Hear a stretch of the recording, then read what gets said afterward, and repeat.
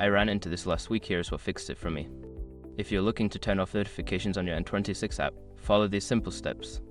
Step 1. Open the N26 app. Launch the N26 app on your smartphone. Make sure you're logged into your account to access the settings. Step 2. Go to Settings.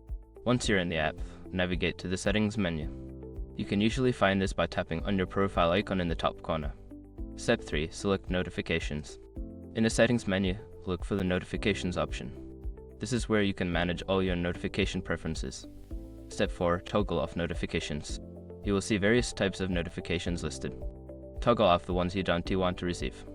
For example, you might want to disable transaction alerts. Step 5. Save changes.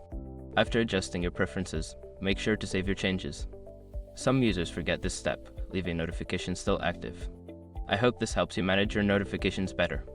If you have any questions, feel free to ask.